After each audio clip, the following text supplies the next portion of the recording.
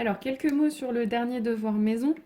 Donc, pour le premier exercice, il s'agissait dans un premier temps de déterminer quelques formules sur les cosinus, sinus de pi plus x, pi moins x, pi sur 2 moins x et pi sur 2 plus x. Donc, vous voyez que une fois qu'on a placé pi moins x, pi plus x et moins x, on l'avait déjà vu en cours, mais je vous avais demandé de le refaire. Et puis pi sur 2 plus x et pi sur 2 moins x, bah après c'est facile en fait de lire les sinus et cosinus sur le cercle. Par exemple, pour pi moins x, on s'aperçoit que son cosinus en fait c'est l'opposé de celui de x. Donc cosinus de pi plus x, pi moins x, pardon, c'est là, c'est moins cosinus x. Et puis par contre, son sinus c'est le même que cosinus x, que sinus x. Donc du coup, on a cette deuxième formule ici. Et puis pareil, pour cosinus et sinus de pi plus x, bah, le cosinus c'est l'opposé de celui de x, le sinus c'est l'opposé de celui de x aussi. Et par contre, un petit peu plus difficile pour pi sur 2 plus x et pi sur 2 moins x. Donc là, par exemple, si je regarde le cosinus de pi sur 2 moins x, voilà, en fait, ça correspond à cette longueur-là. Et cette longueur-là, qu'est-ce que c'est? En fait, c'est la même longueur que celle qui est là. Et cette longueur qui est là, on l'a écrit ici, c'est sinus x. Donc voilà, le cosinus de pi sur 2 moins x, en fait, c'est le sinus de pi sur 2 moins x. Et puis, de la même façon, je peux essayer d'identifier son sinus. Et donc, le sinus de pi sur 2 moins x, qui correspond donc à cette longueur-là, et bien cette longueur-là, c'est la même que celle qui est là. Donc finalement, le sinus de pi sur 2 moins x, en fait, il serait égal au cosinus de x. Et puis, même chose pour pi sur 2 plus x. Donc son cosinus, pareil, la longueur qui est là, c'est la même que la longueur qui est là. Donc on pourrait se dire c'est sinus x, mais attention, on est dans les négatifs, donc ce sera moins sinus x. Et par contre, son sinus, cette fois-ci, la longueur qui est là, c'est la même que le cosinus de x. On est bien dans les positifs, donc ce sera bien cosinus x. Donc en fait, ces formules-là, vous pouvez il faut les connaître. Alors, soit vous savez les retrouver grâce à un cercle. Le jour du contrôle, c'est pas très difficile de tracer rapidement un cercle, de se dire je prends un angle x. Si on me demande c'est quoi le cosinus de pi moins x, rapidement je place pi moins x, c'est là. Je sais que le cosinus, c'est moins cosinus x et que son sinus, c'est sinus x. J'ai pas besoin de les apprendre par cœur. Maintenant, si vous avez besoin de les apprendre vraiment, vous pouvez les noter dans votre cours, ces 8 formules qui sont là.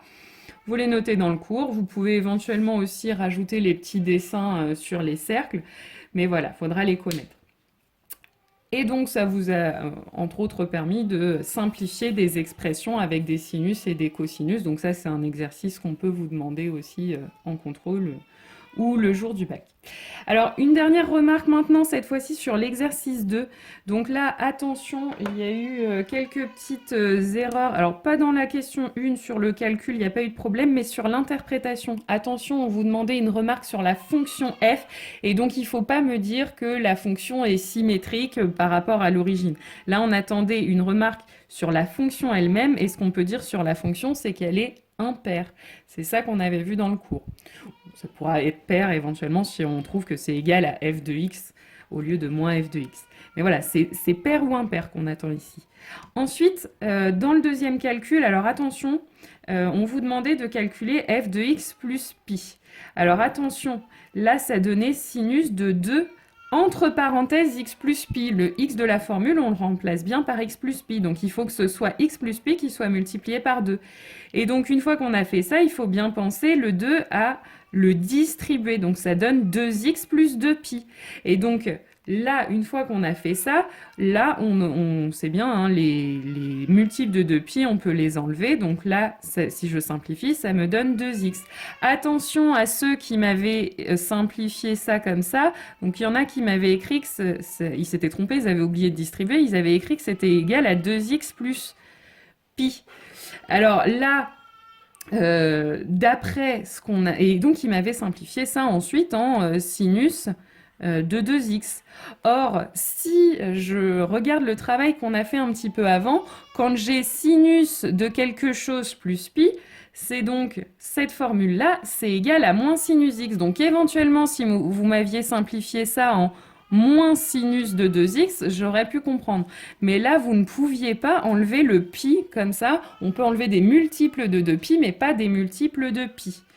Voilà. Et donc ensuite, on vous demandait même chose, une interprétation. Donc pareil, me dire que la fonction se répète sur des intervalles de 2pi, c'est pas tout à fait la remarque que j'attendais, puisque ça, c'est une remarque plutôt sur la courbe représentative de la fonction. Ce que j'attendais, c'est que vous me disiez que f était périodique. Et attention, quand vous dites qu'une fonction est périodique, on s'attend aussi à ce que vous donniez la période. Et donc là, attention, la période, ce n'était pas 2pi comme on l'avait vu dans le cours, mais là, c'était pi. Vous voyez que c'est à chaque fois que j'ajoute pi, je retombe sur le f de x de départ. Donc attention, la période, c'est le nombre qu'on ajoute ici pour retrouver f de x. Donc là, la période, c'était bien pi. Et d'ailleurs, vous ne pouviez pas me dire 2pi avec ce que je vous demandais de dessiner ensuite. Hein. Donc là, la fonction de départ, elle était là. Donc avec le fait de savoir que f était impair, ça vous permettait de dessiner ici, hein, symétrie par rapport à l'origine. Et ensuite, bah là, l'intervalle que vous avez, c'est un intervalle qui va de moins pi sur 2 à pi sur 2. Donc c'est un intervalle qui a pour longueur pi. Donc comment vous pouviez finir le tracé de la courbe si vous me disiez que la période c'était 2pi? Ça veut dire qu'il vous manquait au moins enfin, vous n'aviez que la moitié de la fonction. Vous pouviez pas le répéter encore, si pour vous la période c'était 2pi. Mais là, on a bien trouvé la période c'est pi, donc c'est cet intervalle qui va se répéter.